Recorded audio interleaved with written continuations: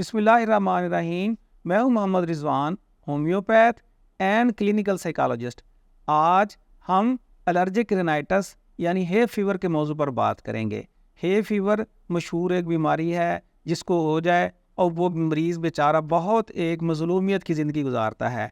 Pollen allergy, जैसे ही pollen का issue शुरू हुआ, ये बेचारे जैसे ही एक्सपोज होते हैं फ़ौरन से इनको 1 सेकंड में सिम्टम्स शुरू हो जाती हैं।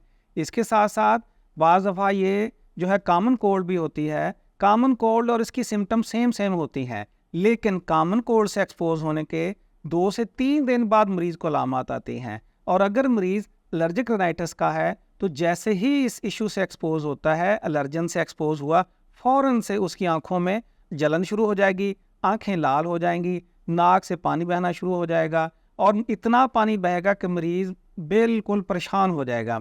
नाक बंद होना शुरू हो जाएगा, गले में जलन शुरू हो जाएगी और उसके साथ उसको खांसी भी शुरू हो जाएगी और मरीज़ की बिल्कुल उसका लाइफस्टाइल, उसकी ज़िंदगी ख़राब होना शुरू हो जाएगी और फ़ौरन से उसको एंटी एलर्जी खाना पड़ेगी।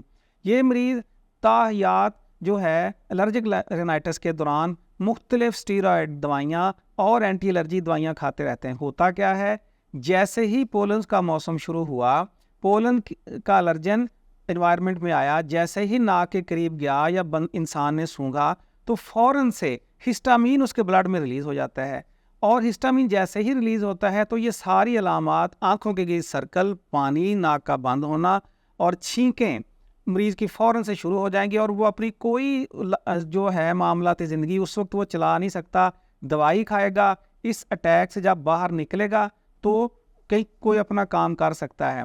अगर आप मुख्तलिफ तरीका है हाई इलाज अपना चुके हैं, क्योंकि ये एक ऑटो इम्यूनिटी वाली बीमारी है और एलर्जिक रिएक्शन की वजह से मरीज़ जब इस बीमारी में फंसता है तो साल हा साल वो फंसा रहता है। इसके साथ साथ उस एलर्जन के अलावा कुछ मरीज़ जैसे ही अपना को पेट चेंज करते हैं या किसी नई जगह पर जाते हैं, किसी नए एरिया में जाते हैं तो वहाँ की धूल से भी या धूल थोड़ी सी उठी तो इन्हें ये सारी अलामत आ जाती हैं। अगर ये मरीज़ इस तरह की सारी दवाइयाँ खा चुके हैं, स्टीरॉयड्स ले चुके हैं, नेज़ल स्प्रेज यूज़ करते हैं, मल्टी टाइम इन्हें मास्क में ही रहना पड़ता है या पोलन के टाइम में ये उन इलाकों से बेचारे चले जाते हैं या अपनी ड्यूटी परफॉर्म नहीं कर सकते, तो उनके लिए ऑफ़र है कुछ देर के लिए होम्योपैथी की कुछ अद्वियात हैं जो इस एलर्जिक रिएक्शन को बहुत अच्छे तरीके से हैंडल करती हैं और मरीज़ को कोई साइड इफ़ेक्ट नहीं आते। इन एलर्जिक रिएक्शन में कार्सिनोसिन है, लैकेसिस है और इसके साथ साथ आर्सेनिक है और कुछ और ऐसी अद्वियात भी हैं, मेडोराइनम है, सफ्लाइनम है। मरीज़ की सिम्टम्स को देखते हुए किस चीज़ से रिएक्शन हुआ है, किस तरह का इन्वायरमेंट था, ट्यूबरकुलाइनम है, उसकी सर्दी की सेंसिटिविटी को देखते हुए मुकम्मल हिस्ट्री के बाद इनमें से कोई दवाई हम अप्लाई करते हैं और फिर मरीज़ को मखसूस टाइम के लिए इंतज़ार का कहते हैं।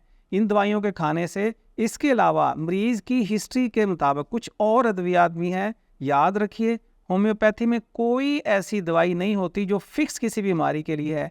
जिस तरह की मरीज़ की हिस्ट्री होगी, जिस तरह की उसकी जिसामत होगी, जिस तरह का उसका लाइफस्टाइल होगा, उसके हिसाब से दवाई, उसकी डोजेज़ और उसके डेज़ चूज़ किए जाते हैं कि इतने दिन आप दवाई खाएंगे और ये पर्सन टू पर्सन वेरी करता है। इसलिए अगर आप अपना तरीका दूसरे तरीक़ों से आपको फ़ायदा नहीं हो रहा तो आप हमें मौका दीजिए। इंशाअल्लाह एलर्जिक रिनाइटिस बहुत जल्द आपकी जान छोड़ जाएगा।